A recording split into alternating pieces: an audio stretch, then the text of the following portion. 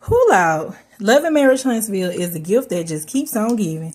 Now, initially, I did not want to start my channel based off of one specific show. Like, I want my channel to be a wide array of different commentary on different shows, different opinions. But for some reason, every time I get started back on YouTube, it's because of Love and Marriage Huntsville. So I guess this is what we're going to have to do, y'all. I want to speak about Martel's live. I watched his live and there were a couple of things in there that just baffled me. The first thing was, I thought they couldn't show the kids. I thought they weren't supposed to show the kids, images of the kids, anything dealing with Martel and Melody's kids. Why did he turn that camera around on Tank on that four-wheeler? Well, he showed Knox, so I guess the rules only apply when it comes to Melody. But when it comes to Martel, he want to give a little leeway. So there was this comment he made because he was primarily speaking about the court documents that were released. Now, these documents were a big deal for Martel, it seemed like, because he didn't release them. But when he released the other court documents, it wasn't that, these incidences happened so long ago, that these things are old and, it wasn't like that when he released his documents. But when the documents were released that made him look like a bad father, baby boy was not having it. He did not like it. He made a statement saying that he bench pressed somewhere around 400 pounds. So if he would hit anybody, it would leave a mark. And he could not hit anybody without leaving a mark, let alone his child. So he was implying that none of that was true. He said he's not abusive. He does not hit women or children. But I don't think he recalled anything that he says, because when he did that interview with Tasha K and he was trying to make Melody look like an old liar, he specifically told us that he did hit his son on multiple occasions. Well, not multiple occasions, multiple times. Let me get that correct. And he said that it was the last lick. The last lick is what hurt, or the last lick is what left a mark. I don't think he remembered he said that. Then he went on to, try to degrade Melody and make her look bad, saying that, his ex was hitting on him and maybe he deserved it because he, men tend to do a lot of stupid stuff. And maybe you did. Maybe you did, sir. Shut the hell up. It ain't like you just... I'm not going to speak on that. He said that he was over the sports and education when it comes down to his children. Signing them up, taking them to them, keeping up with everything. But baby, I would like to know who's fun to get. It's nice that you're, showing up, because that's what good fathers do. That's what fathers do, period, or what they should do. Now, people were saying that he wanted a cookie, or he wanted to be praised for doing what dads do. But this is why I think he does that. It's been normalized in this society for men to not take care of their kids. It's been normalized for men to be, and some women to be deadbeat parents. So when you see a father, a black father at that, doing what he's supposed to do as a father, it's like, oh my God, wow, congratulations, he's a great man.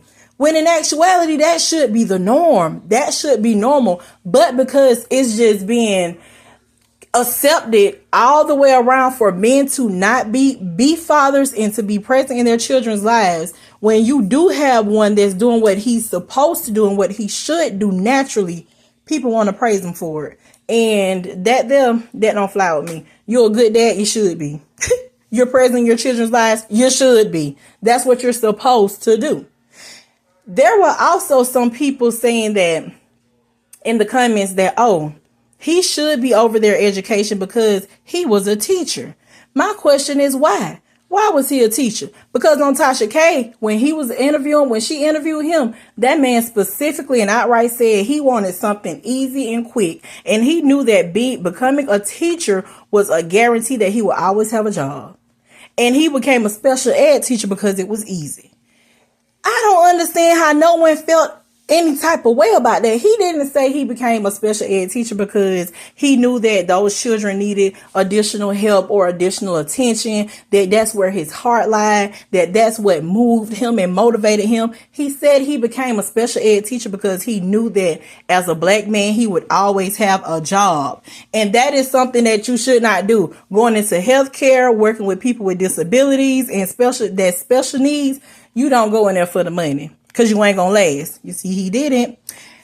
He wanted to speak about being such a good dad. And he kept repeating it as if he was trying to convince himself. You can't convince us that you're a great father. That's something that you have to know within yourself. And he kept saying, like, I'm a great dad. I'm a great dad. That's just like someone saying, well, I'm not crazy. I'm not crazy. I'm a good person. I'm a nice person. I have a good heart. I'm sweet. I'm this. I'm that. Who are you trying to convince, us or yourself?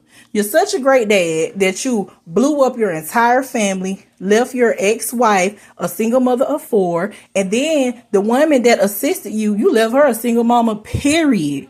Ooh, Jesus, Lord, have mercy. And you're such a great dad that it was reported in those court documents. And then here we go. I'm not sure how it got reported or who reported it, that for punishment, he would place soap and hot sauce in those kids' mouths. That's not being a great dad. That's not chastising. That's not being strict. That's not exerting any type of dominance. That's abusive. That is not something that you do to your children or to anyone for that matter in order to get them in line. This was the most, this portion right here. Arion hopped on and commented and asked for him to address the lies, quote unquote, about her daughter. And baby, he ended that live just as quick as he got on. And I'm steady sitting here wondering what is pushing her to stay.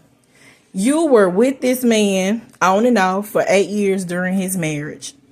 After his divorce, y'all have continued for 2 years where he has been allegedly in a relationship with other women. This man said y'all are getting to know each other after knowing each other for 10 years.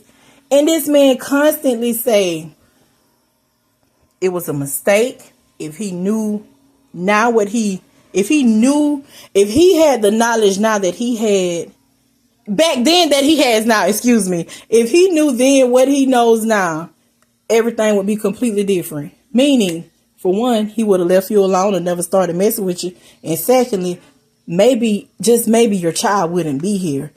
This man does so much to let it be known. He says so much to let it be known that he really regrets what he did as far as Arion and the baby. But for something is blocking her. And I'm not sure what it is. I'm not sure if it's to hang on just to see if he will marry her so she can have that aha moment. But baby, it's already aha. It's aha on you. That man doesn't defend his own child. When people bring up these paternity questions and they sit up and they allege that his last daughter isn't his, he says nothing. So why would he defend Paris?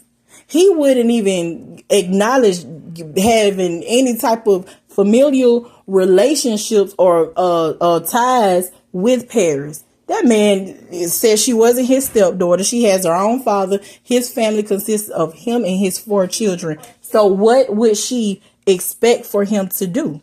How much defending does she expect for him to do when it comes down to her child?